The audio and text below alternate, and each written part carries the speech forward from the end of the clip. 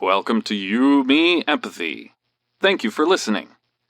We would like to remind you that this podcast is for informational and entertainment purposes only, and is not a substitute for medical advice, diagnosis, or treatment.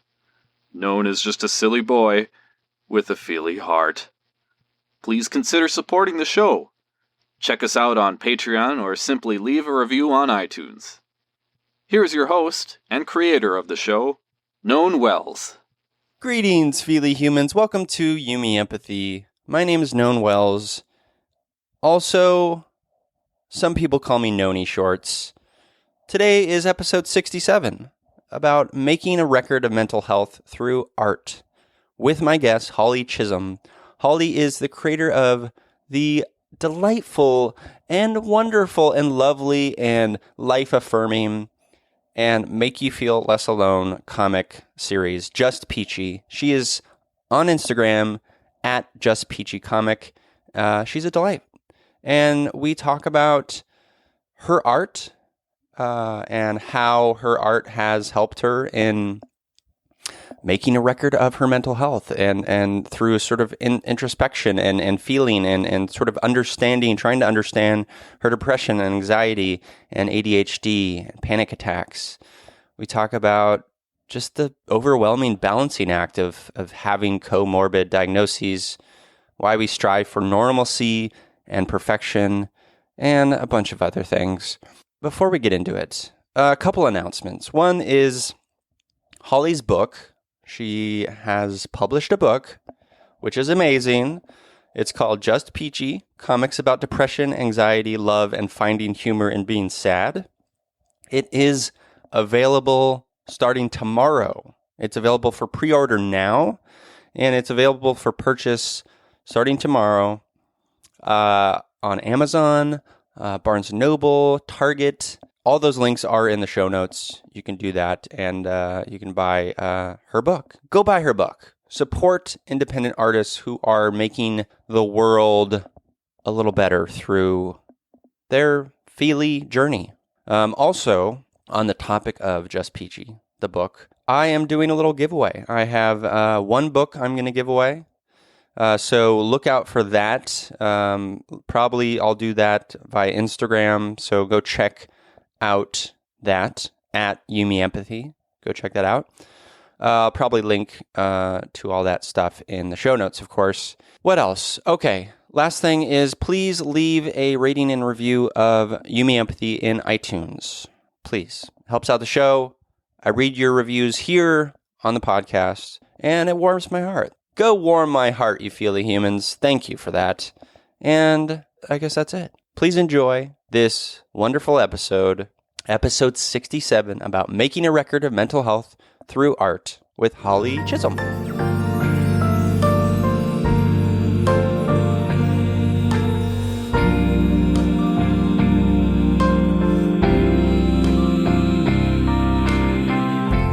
You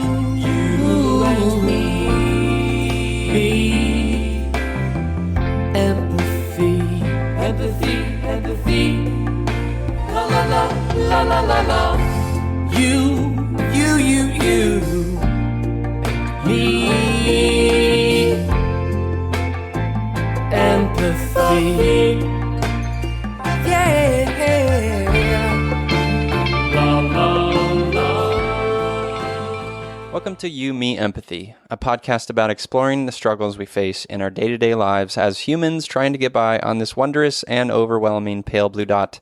The intent of You, Me, Empathy is to talk openly, without judgment, about our neuroses, our mental illnesses, our shared anxieties and worries, to create a dialogue that is vulnerable and deeply human and empathetic, and to share that dialogue with others to inspire emotional and cognitive collaboration and insight so we can, hand in hand, break down the stigma that make us feel shame and guilt for struggling, for feeling our feelings, for being feely humans. You, Me, Empathy is a safe, friendly space designed to inspire the beauty in each of us. Today, I'm feeling just peachy to be on another great feely adventure with artist, animal wrangler, and Just Peachy comics creator, Holly Chisholm. Hello, Holly. Hello, that was beautiful. That was very well done. Thank you. And did I pronounce your last name correctly? It is Chisholm, Chisholm, which okay. is, yeah, it's Scottish. It means field of cheese. I am not joking, so Wow. Well, why would you ever joke about cheese? why would I ever make that joke? That's amazing. On one level, Scottish, fellow Scot here. On another, cheese. Cheese is the best. It really is. What a last name. I love it. I love it Thank so you. much. Well, Yeah. so happy to have you here. We've been going back and forth via Instagram a bit, and I love your Just Peachy comics. It's such a sort of beautiful personal journey into your own mental health through art, which is just so cool. Well, thank you. Yeah, it's been kind of a crazy 2 years getting to use comics to kind of tell people how I feel and share my deepest, darkest thoughts with the entire internet. So, Yeah, I imagine it's been probably a wild adventure for you, and I do want to delve into that. okay. Before we get to that, before we get to your story, Holly, we always do just kind of an emotional check-in. How are you feeling today? How's your week been? This week has been unfortunately, one of the more difficult weeks I've had in a while. It's just been weird. My depression has kind of flared up, and it's I think partly to do with stress. I feel like a lot of times it is typically stress related when I start kind of beating myself up. But my boss is out on maternity leave. She just had her baby, and so work has just been kind of crazy. We've kind of been down a person, and so just kind of struggling this week. And I started a new therapist probably like a month ago. And it's just been kind of delving deeper into some of the stuff that happened in my childhood, which I've never done in therapy before. Okay. And so it's just been bringing up a lot of weird things that I didn't expect to be so upset about. Yeah, I've been there. Yeah, thankfully I feel better today just because I got to sleep in and get a little rest, and then had some fun last night. So That's good. But, yeah. Yeah, I'm sorry to hear that. I think maybe there's something in the air because I've had a rough week myself with my depression, and I've hit a particular somber spell in my depression. You know, when I'm curious, like how, like, is the stress thing, like the stress and the relation to the depression, is that a common sort of occurrence for you when you're more stressed, you get, maybe a little bit more down? I think what it is, and my depression started like when I first really noticed, like, oh, I am definitely depressed. This is like 2 years ago, and I was working the most difficult, stressful job I'd ever worked in my life. And I think the depression kind of stemmed from, in my case, it stems from not feeling good enough or feeling like a bad person. And a lot of that is performance related. So when I'm feeling down and like sad and depressed, I struggle to focus at work. Part of that is I was also diagnosed recently with ADHD. So I'm still working out like how that is affected by it. But obviously if you're feeling sad and down and not feeling well, you're not going to focus. You're not performing at your best. So I think part of it's just having added stress and feeling like I'm not getting enough done is kind of like this vicious cycle where it just gets worse and worse, where it's like, oh, I'm not doing well, so then I feel bad about myself, and then I don't do as well. So it's kind of a self-fulfilling prophecy. Yeah, I can see how those things can be so interconnected. The ADHD sort of keeping you from focusing on your task, and then you feeling stressed and terrible about that, and then that leading into sort of the darker thoughts and the depression. How with the ADHD diagnosis, what like, how has that been for you? Has that been hard to deal with? So yeah, I had kind of had sneaking suspicions for a while.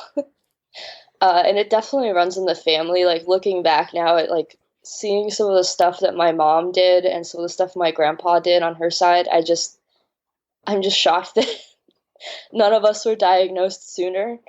Just like forgetting things, losing stuff, like completely like starting so many projects and never finishing them, and self-medicating with enormous amounts of caffeine.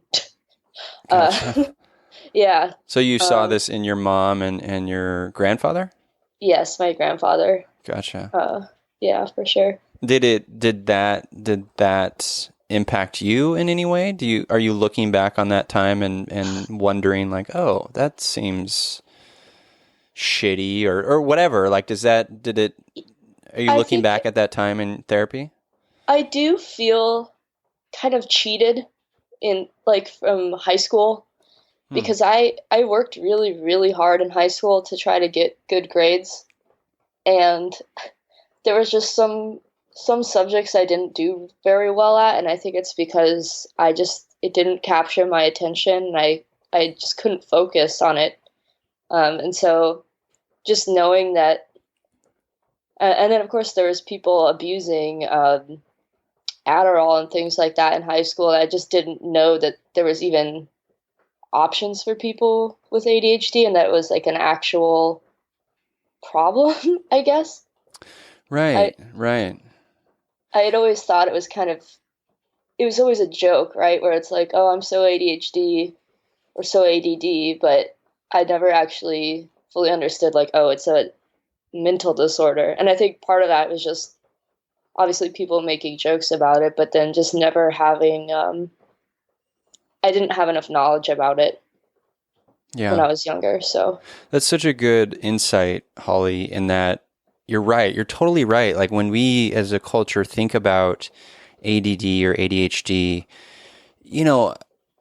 I mean, prior to sort of my education about it and learning a little bit more about it and interacting with people who have ADHD, the thought goes to, oh, the sort of, quote unquote, sort of hyper, oddball person who's just, wants attention or who's just interrupting class or whatever. And certainly that could be a part of it, but like, that's the stereotype or the hyperbole of what is, as you said rightfully, a mental disorder that should be treated and should be looked at. Right. Yeah, it's just been an interesting experience for me because my therapist also was saying that a lot of times ADHD is co-morbid, which means like, if you're diagnosed with ADHD as an adult, it's very often that you're also suffering from depression and anxiety. And again, it kind of feeds in on itself, or like, is it the cause? Is it the symptom of ADHD? Kind of like, it's interesting how they work together to make your life kind of miserable. Well, and that's the fucked up part about all of it. Not fucked up. Like I think that's negative, but the sort of amorphous monstrosity of like mental health is that you're right. Like there's all this morbidity, and there's always sort of many things sort of feeding off each other and working together and making things much more challenging to treat. Right. Yeah. One of the things that I've sort of, you mentioned like being in therapy and sort of things are coming up that you didn't expect. 2 years ago? How did you, like, were there any sort of moments that stick out in your brain being kind of seminal in that sort of depression journey that like led to like, oh my God, I gotta fucking take care of this, like something's going on? Did you have any moments like that you wanted to share? Yeah. So what kind of caused the whole thing I had just moved to Los Angeles, um, and moved in with my boyfriend at the time, and uh, basically over a very stupid incident involving a chicken sandwich, like a Chick-fil-A sandwich. Oh, interesting. We ended up breaking up on the highway, pretty much. Like Okay. going. It was the dumbest thing, but anyways, I basically had this realization that he was abusive, at least emotionally, like very manipulative, person, like actively malicious. What would he do? Basically, I refused to share my chicken sandwich with him while we were driving. Because As he is already your had right. his, as is my right, as is a Chick-fil-A sandwich is very sacred, but he had already eaten his and he wanted a bite of mine, and I was like, but you already had yours, this is my sandwich, and he just started screaming at me. Whoa. And he was just like, you are so selfish, like, I can't believe you wouldn't share, like, you're being so, like, rude. And then he started driving, like, 95 miles an hour down, I believe we were on the 405 Wow. at night. And I told him, I was like, Andrew, can you please slow down? You're scaring me. And he said, no, I don't care. And that's when I realized, like, oh, he doesn't care about my safety. Like, he doesn't care about making me uncomfortable. And so thankfully I like called my mom as soon as we got home, and she was like, you need to get out, you need to go get a hotel, and you need to like leave. And I was like, okay. So that's what I did, and it was just a really rough breakup, and just he was so difficult. This was also when I was also my job at the time. So I worked for a very small startup based out of LA, and my boss, the CEO, was also one of the most manipulative, horrible people I've ever met. So it was kind of like I had two abusive relationships going on at once. Ugh, It was like that's so challenging.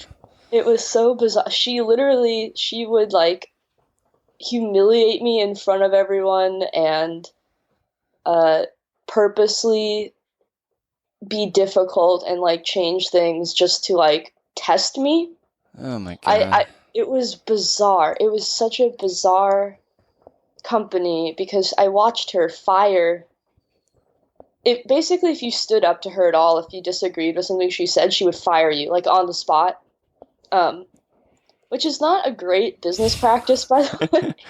I've talked about like corporate culture on this podcast before, but I've been in startup situations myself in my day job, and thankfully I'm working with lovely, feely humans today. But like, yeah, I've been there working with the most vile people who just are so narcissistic, so self-centered, so just harmful, and those and people like eat that up. Like people like you and me, Holly, who are sensitive and like to look inward, like we're not meant for that world. No. Yeah, so being in that environment was just really taxing on me. I kind of like didn't know how to stand up for myself, and was just getting basically bullied at work. And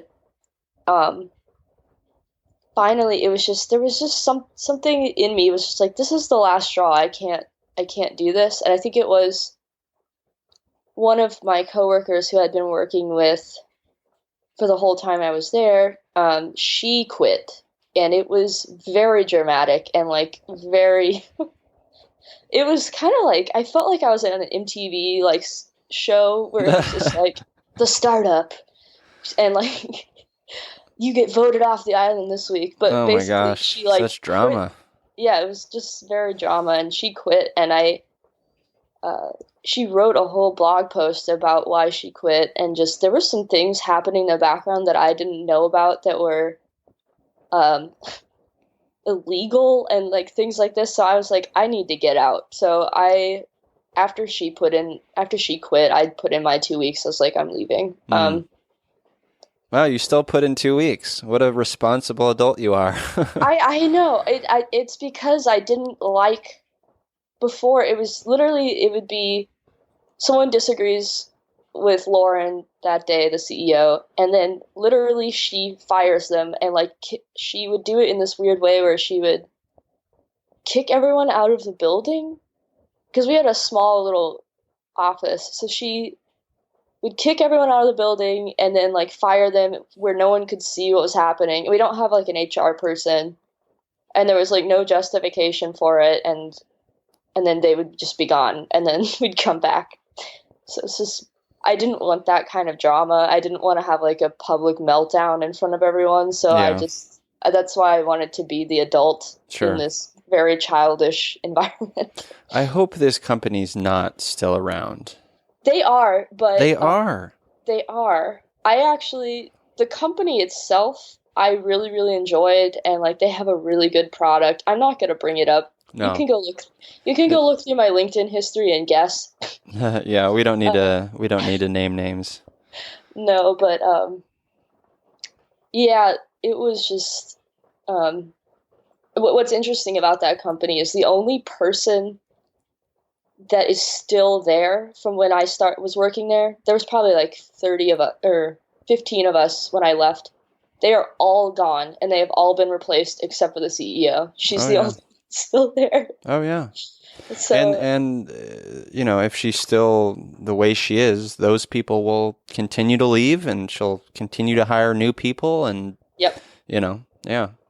Overall, I'm grateful because now I can recognize kind of like narcissistic, manipulative behavior.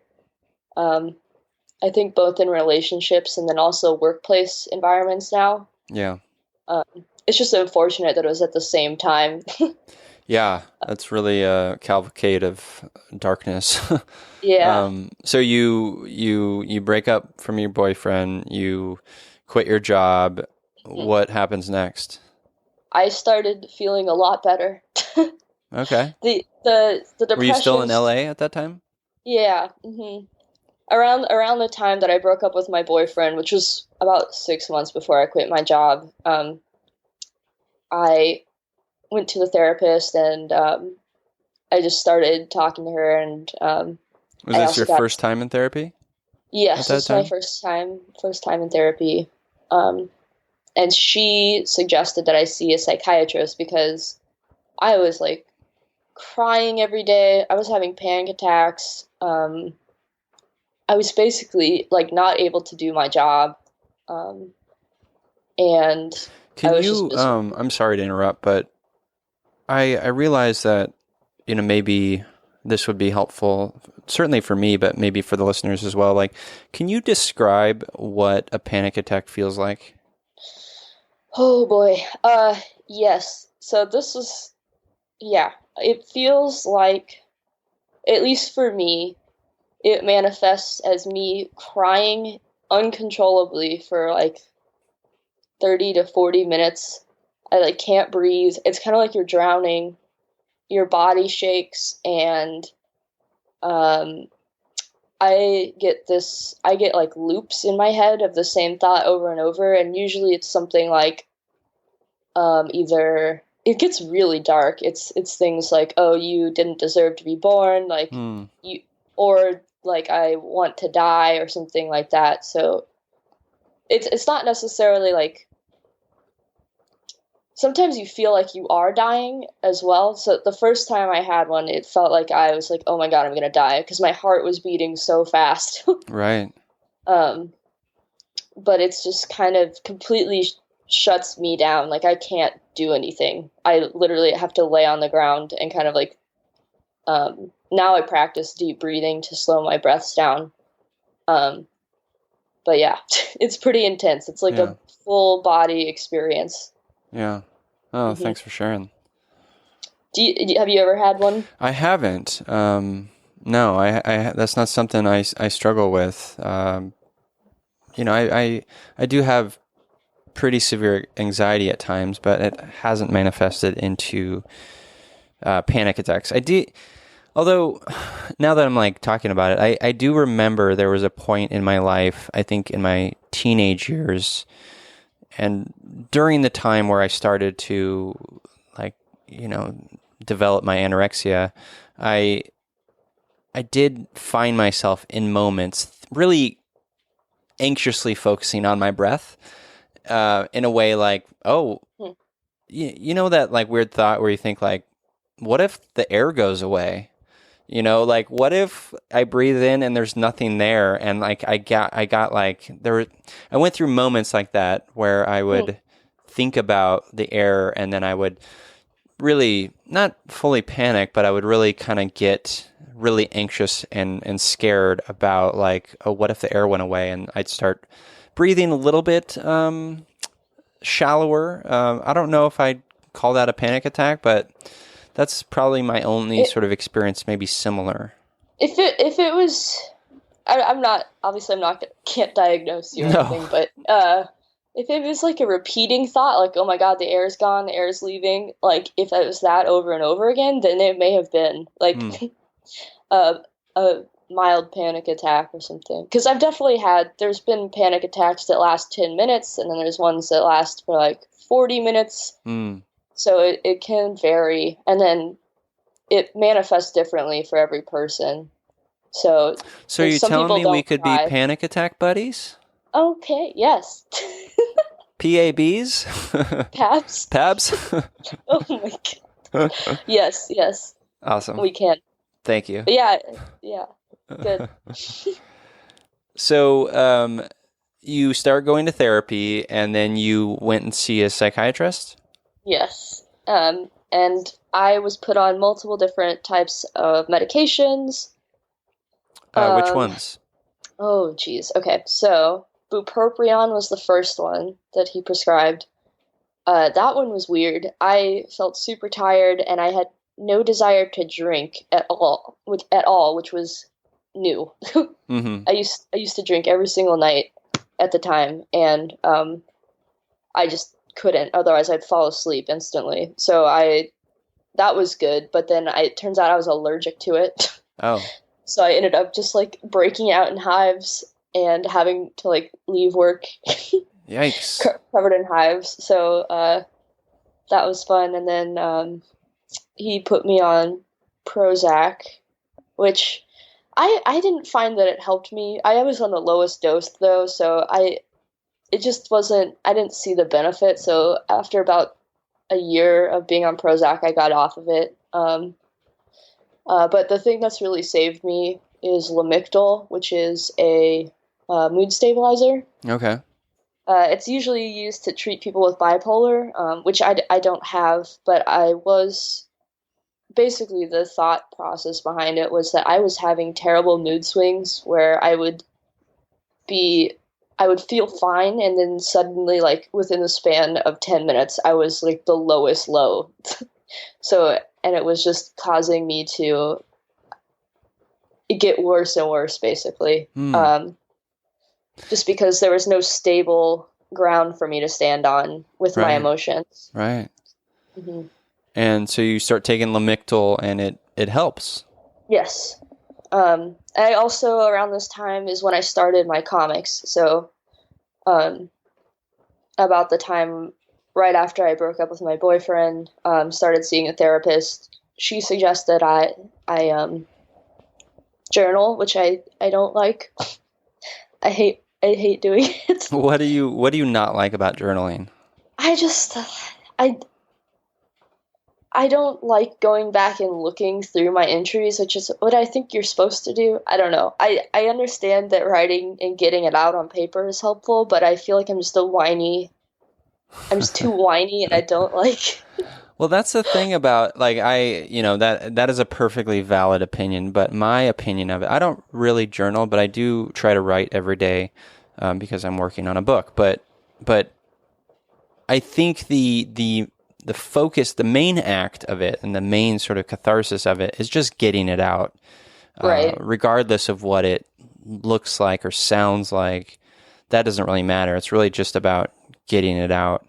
And I think, I've heard from a lot of people that it helps them, but it's not right for you, and that's okay. Yeah. I mean, obviously it helps like so many people. Yeah. I've always been like an artist. You're an I've always been artist, yeah. drawing. Yeah, so I just wanted to get my ideas out a different way. The other thing about journaling is I feel like because I'm a very visual person, it feels very solitary. And I don't I wanted to share my work, and sharing journal entries about how sad I am just didn't seem like, I don't know. I wanted something There's not that a lot other of levity people. there. No, and it's like longer form. I just wanted like a very simple way to kind of quickly explain how I was feeling visually. I think that people resonate with like artwork and visual stuff, They especially totally with do. emotion. Yeah, they totally do. It's a softer in to Yeah. like relating to someone, I think. Because just reading like a journal entry first of all, it's tremendously vulnerable, but it also could be, maybe even jarring or triggering. Whereas what you're doing with Just Peachy, you're providing a really beautiful levity in making it, comedic at times, and making it, sort of self-deprecating at times, and even just like, hey, this is me and this is who I am, in a way that has some softer edges, and I appreciate it. Well, thank you. Yeah, I mean the title itself was like I was in the lowest point of my life, and it's like, oh, everything's just peachy. Yeah. It's just kind of how. That's a perfect title. Yeah. Right, yeah. My good friend came up with that title for me, so Love it. thank you, Rebecca. Thank you, Rebecca. Yeah, Shout outs but galore on this podcast. shout outs. So when you started that, was it, first of all, when you heard that from your therapist, like, hey, you need to start, really it's making a record of your mental health in a way. Like when you heard that, did you start right away? Did it take you some time? Were you scared?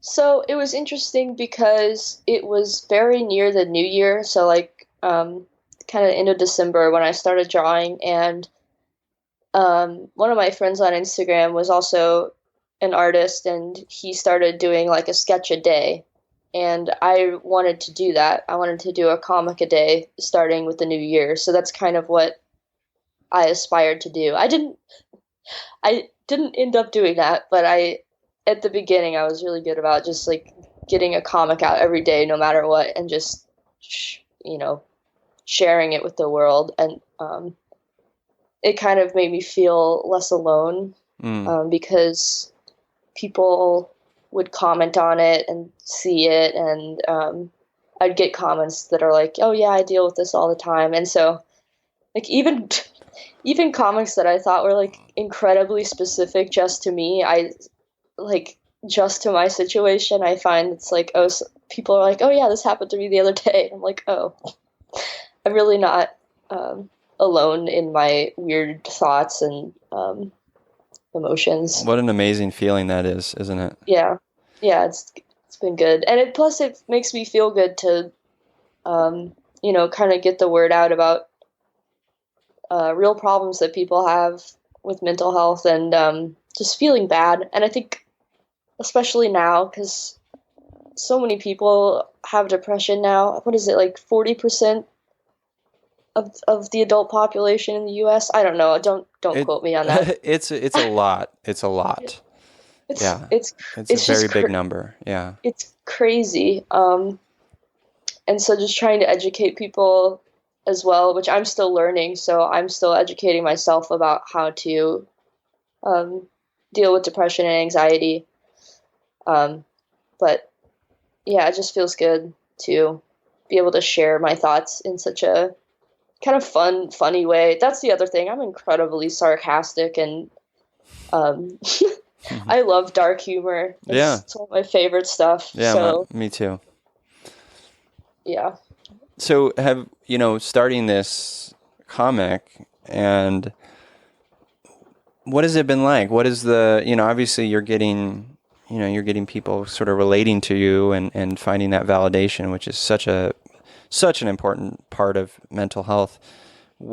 How has your family reacted? How have your friends reacted? Have you been met with any pushback? Like what has the reaction been like overall?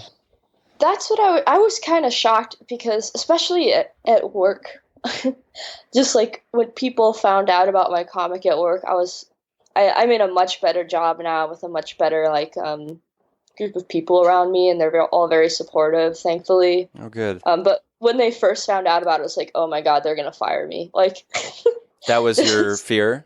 Yeah, because it's like, I mean, it's basically admitting like, hey, there's gonna be days where I literally don't want to get out of bed, which doesn't really sound good to employers, I'm assuming. But that's just self-stigma talking.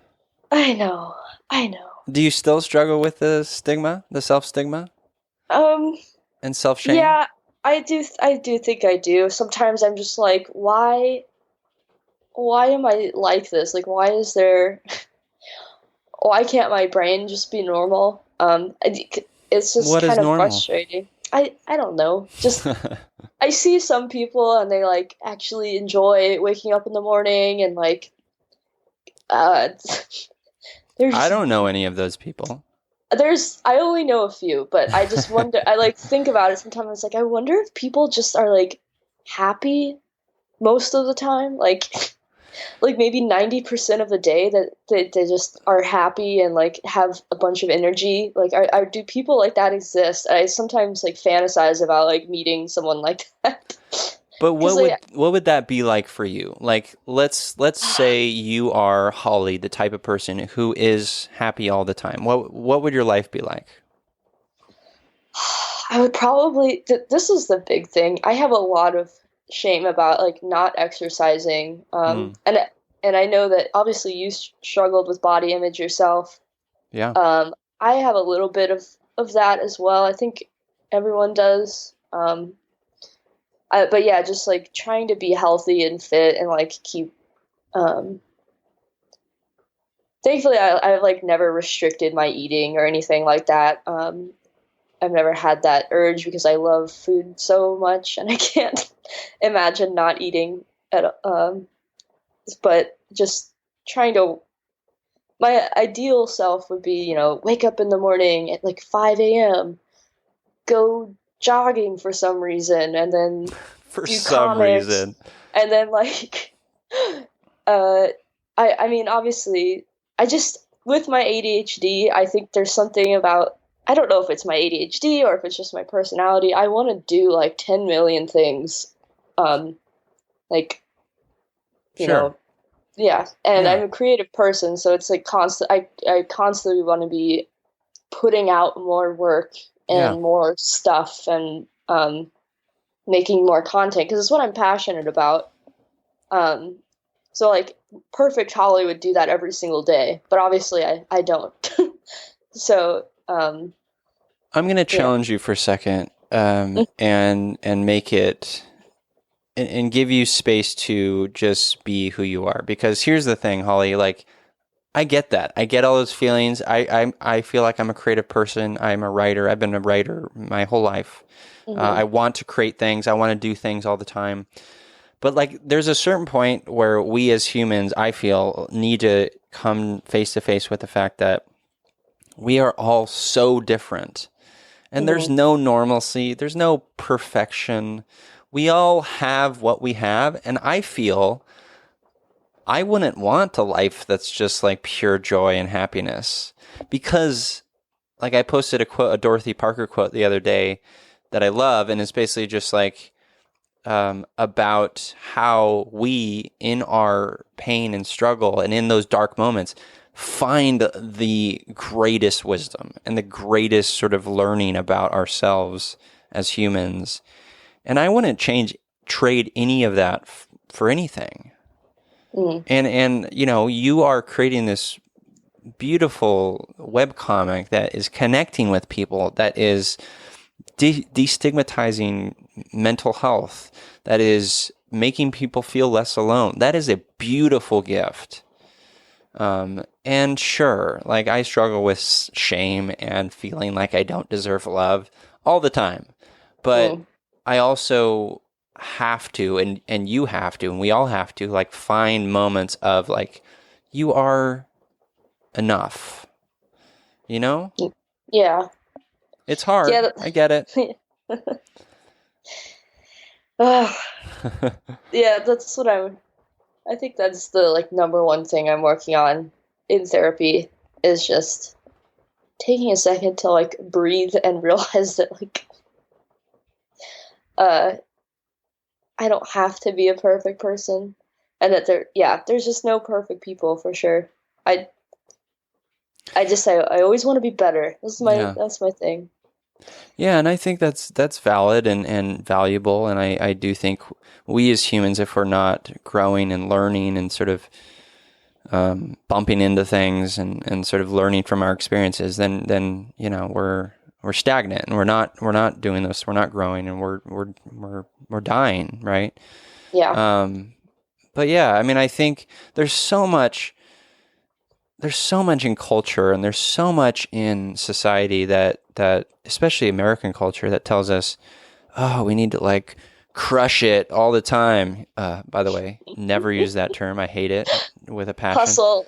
We gotta hustle. We gotta crush life. Rising. We gotta, just kill it, and all this aggressive language I hate. Oh, man. And there's such a, but like obviously that's like the hyperbole of it. But there still is such an entrenched idea that we need to like always be moving and always be making achievements in life, and like that is, it's very persuasive, but it's not reality.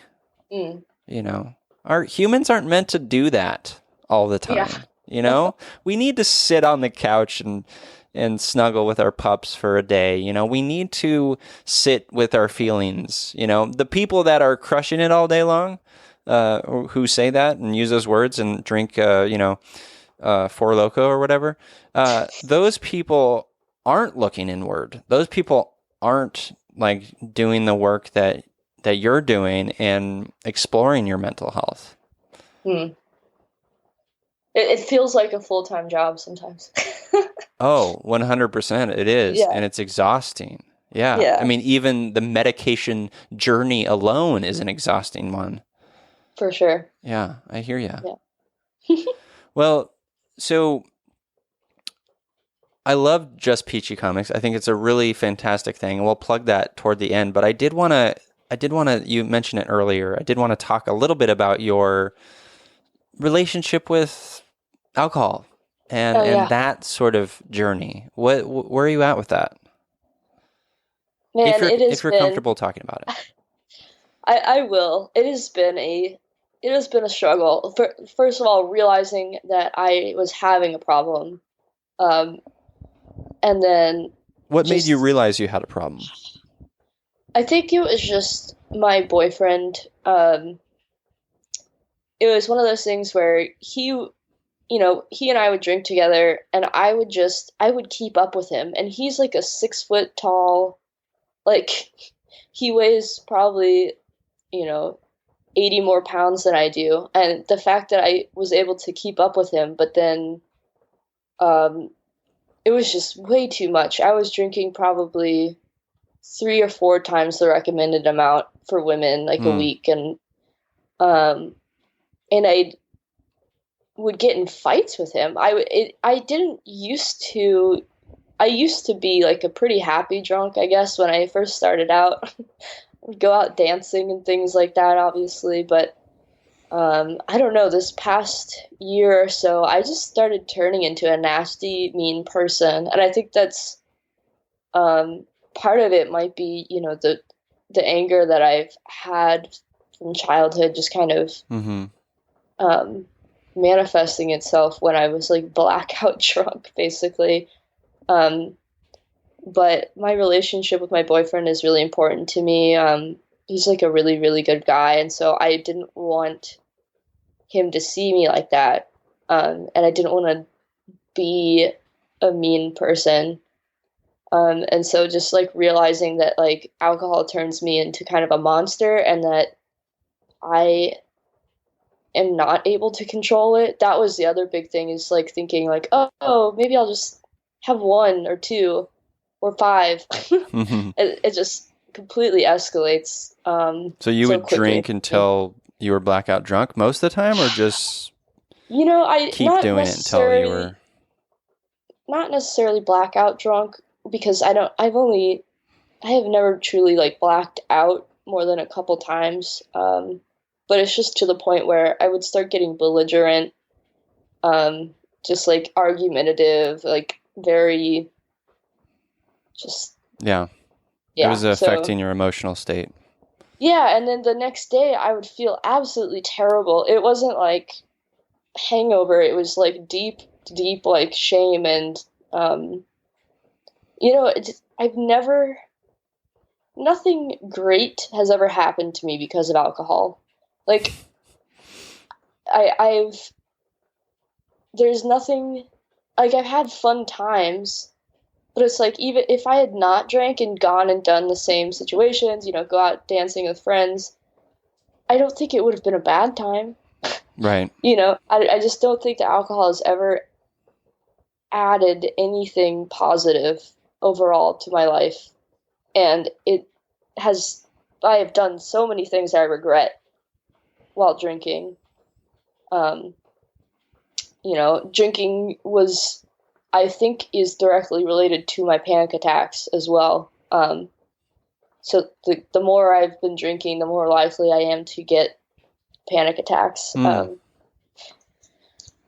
Yeah, and it's been rough because kind of once I realized like, oh, I have an issue with this, I need to stop.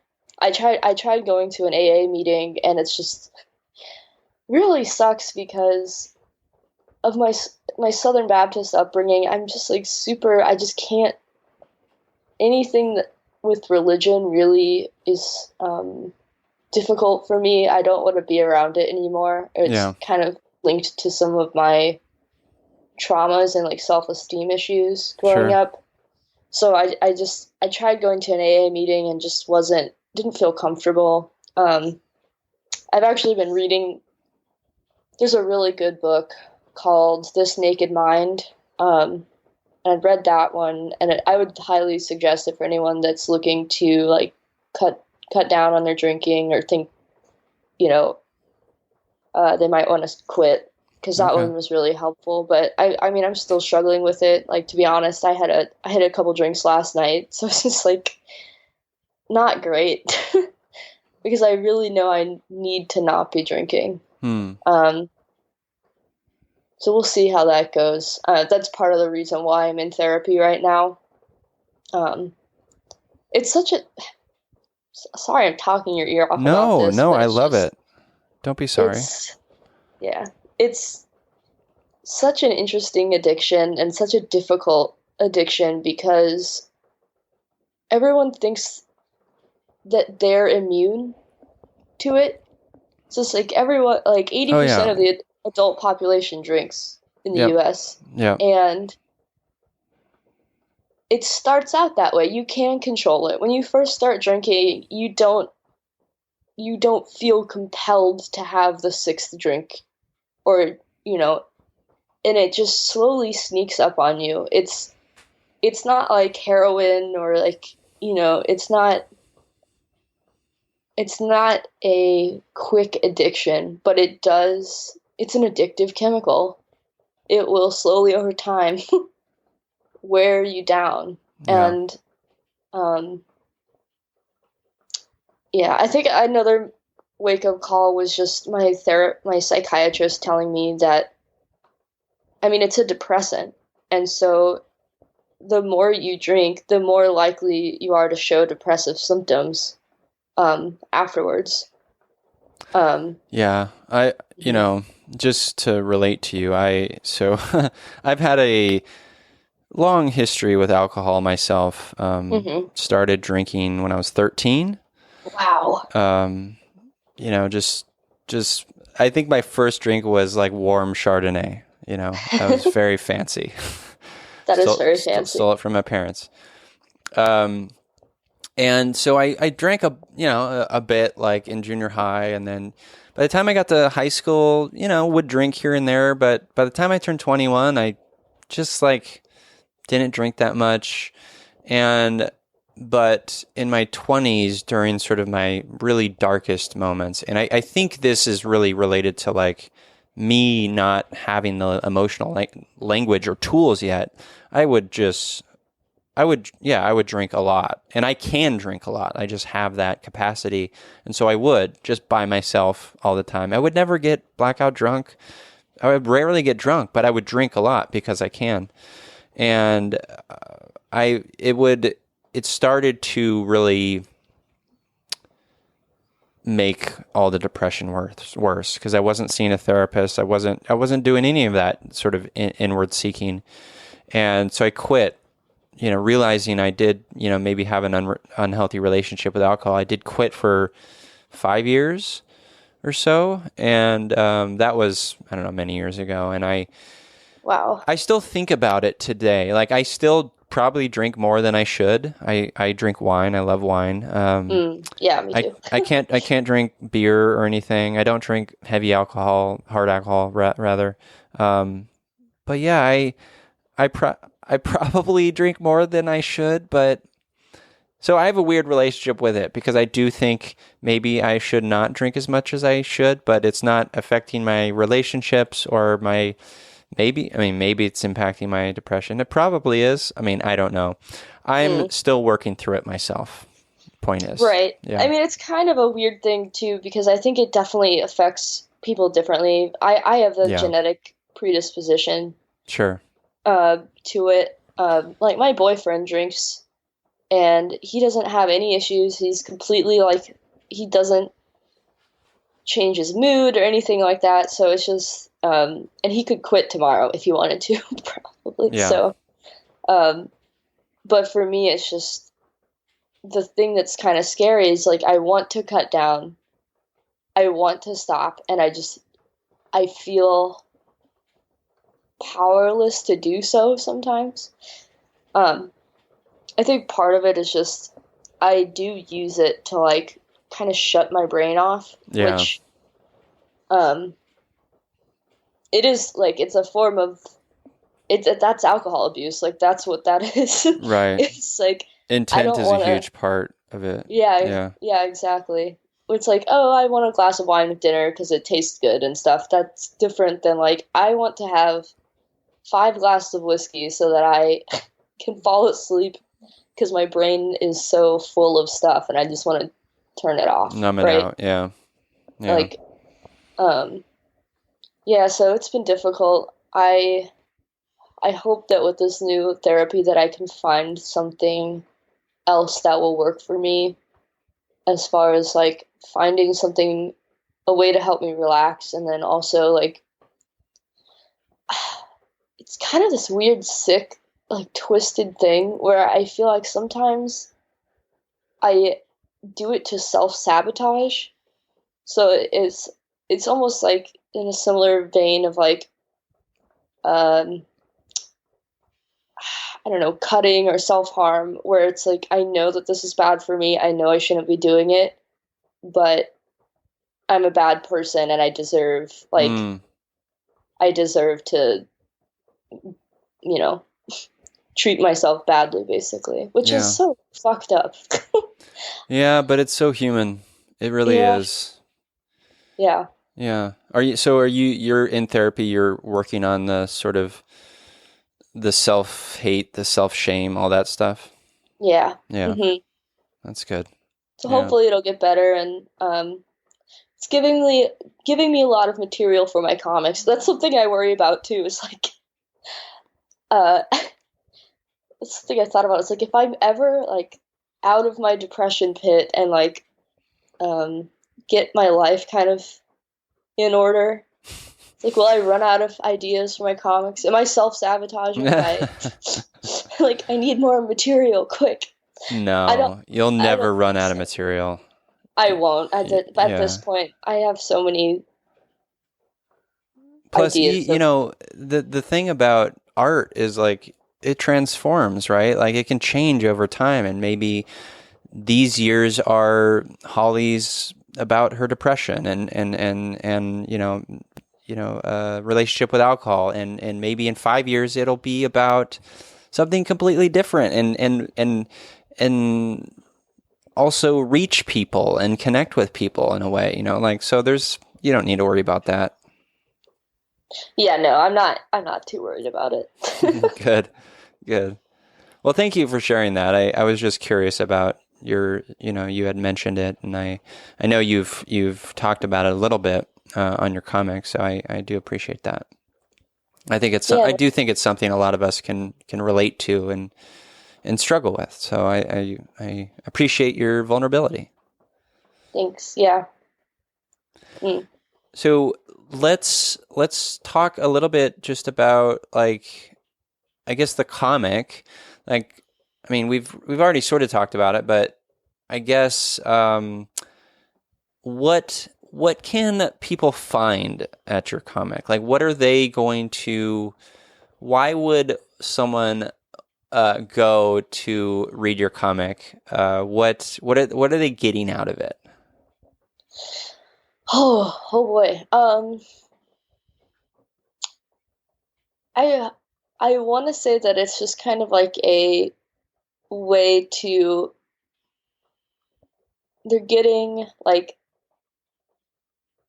insights that they're not alone in their suffering and in their sadness. I think a lot of people think that, like, oh, why am I like this? Like, this is so terrible. Why am I thinking these thoughts? No one else thinks these thoughts. Like, everyone else is normal. And which is what I find myself doing a lot. I like compare myself to others, which is so ironic because it's like the whole point of my comics is to like let people know that's like, no, there's definitely a bunch of people that feel this way, and that it's like nothing to be ashamed of. Plus, I want to make people laugh. Like, it's one of those things where depression is so scary to talk about. But it's really kind of funny that your brain is just like it's kind of backfiring on itself. Especially anxiety is like the whole point of anxiety is to protect you. Right. It's like the same thing that says like, put your seatbelt on when you're going to drive because, you need to be safe, that kind of anxiety that's helpful. But then it's like your brain just being like, everything is danger. Calling your boss is danger. Talking on the phone is danger. You can't go outside at all because something horrible might happen. So it's just like kind of overdrive. So I think that's really funny in some ways. It's like this. It is funny. Like, I do think like that is a healthy. Like, I have this running thing in my head and it helps my mental health to look at the world in a way that or describe it as being kind of absurd. I use that word a lot because it is absurd. Like, it is absurd that we're here. It is absurd that our brains do what they do. It is absurd that we're, able to have babies and, repopulate the, like, it's all like bonkers, right? And so, like, if we're not going to delve into that a little bit, what's the point of living? Right. Yeah, I think it's just, I don't know. I choose to kind of understand the world through comedy because it is absurd. Like, none of it makes any sense. Nobody knows what they're doing. Like, everyone thinks that there's people out there that have it all figured out, but it's just kind of a joke. And I want to say that that's like a pretty nihilistic thing to say, but honestly, if you can find joy in like the absurdity of it, then I think that's fine. Yeah. I don't know. And so that's kind of what I hope people get out of it is like not taking their thoughts so seriously, and also just like kind of seeing how ridiculous some of the thought processes are. So like helping people recognize like when I'm having a depressive thought or like an anxious thought, it's not me, it's my dumb brain that's just like putting it there. and uh, it's just it's not me. It's not. Yeah. I'm not my thoughts. So, and I can choose to recognize, like, okay, I realize I'm having depressive thought, which is why I kind of separate my characters out from myself. So, like, the Peachy character, the girl with pink hair, um, she's always usually talking to either the depression character or the anxiety character or, like, mental health fairy. And so it's like separating them out. I love mental health fairy. He's my favorite creation that I've made, probably. Well, I think it's really good. I love that you separate them out, because I do think it is important to recognize that we're not it. They're components of us. Mm-hmm. But we so easily take on the burden of, like, I am depression, I am anxiety, I am this thing and that thing wholly, but that's not the case, because it's just a mixture of little pieces. Right, exactly. Yeah. And it's the same with, like, how I depicted my addiction, my alcoholism. Just, like, realizing that I was kind of tricked, like, no one goes about, no one ingests alcohol thinking, like, oh, I can't wait to be to the point where I have to drink every single day, otherwise I can't function. Like, no one goes out with the idea of becoming an addict. No one wants to ruin their lives. Like, that's not the goal, right? So I think keeping that's why I had my, like, character of alcoholism kind of, like, under a mask in the beginning, because at first I was just using it to have fun, right? And so it seemed like this fun thing, like, oh, I have confidence now. I can, like, go out and talk to people, because I'm very introverted. Yeah. Me too. Yeah, introverts unite separately. Separately, yeah. I do have to say, yes, like, we're doing this podcast over Skype right now, so. Yes, we're not in person. We're not here in person. If I could, I would come out to Southern California. Yeah, but well, maybe it happen on your book tour. Oh yeah. Oh God. Oh man. So let's transition into that. Well, actually, before we do that and plug all your things, we always wrap up the show talking about empathy heroes. These are folks in our lives who just great empaths, feely humans, lead with their hearts. They could be characters from books or movies. I will go first, name my empathy hero this week, to give you a moment to think on that. My empathy hero this week is Pearl S. Buck, the author and humanitarian. The quote, and I'm going to read a quote from Pearl. The quote says, quote, "The person who tries to live alone will not succeed as a human being. His heart withers if it does not answer another heart. His mind shrinks away if he hears only the echoes of his own thoughts and finds no other inspiration," end quote. And I just love that. I just think it speaks to the essential part of living, which is connecting with other humans and leading with our hearts and opening our hearts to them. And so yeah, that's a beautiful quote from the author Pearl S. Buck. How about you? Who's your empathy hero this week, Holly? I'm gonna bring up someone that's always been, like, a source of inspiration for me. So he's, like, constantly my empathy hero, I guess. Perfect. Bill Watterson, who's the author of Calvin and Hobbes. That's the whole reason I even started drawing in the first place, was just his beautiful, beautiful comics, and just the way that he's able to perfectly capture, like, humor, but then he's also able to talk about some really difficult stuff. Like, I was thinking specifically, there's, like, a comic where they find a dead bird, and it's just, like, so beautifully, like, reflecting on life, and, like, just the way he sees things is really interesting, and that he was able to kind of capture a whole generation. Like I know pretty much everyone I knew growing up read Calvin and Hobbes and like loves it. So just he's kind of the reason why that I've always been inspired by comics and just especially his work, and so I feel really like I want to follow in his footsteps, trying to help people understand like difficult subjects through kind of like a fun, funny medium. Where it's like, can you imagine if Garfield talked about like death? It's kind of a ridiculous thing, but yeah. So I love him, even though he's kind of he's a famous recluse and like doesn't talk to anyone, but Right.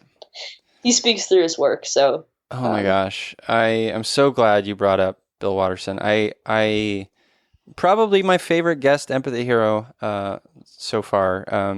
Holly, I'm 10 plus years older than you, and I read comics growing up and a ton of Calvin and Hobbes, and it's why I explored the woods, and it's why I was off on adventures all day without a parent in sight. It's Calvin and Hobbes were my friends growing up. Yeah. They were like my companions. Mm-hmm. Yeah, Sure. I love. We have the complete sort of collection in hardcover. It's the best. I'm looking at them right now. They're on my shelf. Nice. And they're the only. Literally, I went through a brief minimalism phase because of Marie Kondo, which I don't know if you've seen that show. We've watched a few episodes. My wife's been doing like her sort of stuff for 3 or 4 years now. But yeah, I think she speaks truths. I like her. Yeah, same. Yeah. But that's why I only have like 5 books on my bookshelf right now. But it's man. Calvin and Hobbes. You should see the bookshelf that I'm sitting next to. It's massive with hundreds of books. We have way too many books. No, I'm not going to say that. No, we have enough books. We don't have enough books. We need more books. More. Awesome. Well, so thank you nice. for sharing that. Yeah. Let's plug all your things. Where can people connect with you, Holly? Read Just Peachy comics. Pre-order your book, by the way, which I did this morning. Oh. All the things. Where can people connect with you? So I am at Just Peachy Comic on Instagram, and you can follow me there. That's where I post most frequently. It's pretty much like only where I post. You can also find me on Webtoons. I've been uploading there more frequently. And then I have a Patreon, which is also Just Peachy Comics. My book is available for pre-order on Amazon. It's Just Peachy, comics about depression, anxiety, love, and finding the humor in being sad. If you just type in Just Peachy under books on Amazon, it'll show up. But that's available for pre-order for, right now it's on sale for $11.94. And it comes out March 17th. So, it says March 19th. And it will also be available in Target and Barnes & Nobles. Oh, sweet. Yeah. That's exciting. So. What a cool thing. Yeah, I already pre-ordered a copy, and I think I'll probably order another one or maybe do a giveaway. I'm not sure yet, but yeah, good. Awesome. Congrats on doing a little book. That's great. Thank you. Yeah, it was a fun experience, and I feel super lucky that so many people resonate with it to the point where I was able to get it published by an actual publisher. So yeah, that's amazing. Yeah, so cool. I'm excited for like the future of mental health and like people talking about it more. And I think that the fact that I'm able to get a book published about it is kind of, a sign that progress. Yeah. Yeah. No, it's amazing. Well, thank you for sharing all that. Listeners, I'll make sure all of that is linked in the show notes for this episode. Holly, thank you so much for being a guest on Yumi Empathy. Thank you so much. This has been great. This is my first podcast ever, so I'm very excited. Yay. That's exciting. Yay. Fun. Well, listeners, to you, as I say always, I'm here, you're here, we're here together. on this wayward, overwhelming, awe-inspiring pale blue dot. We have each other. It's Yumi Empathy.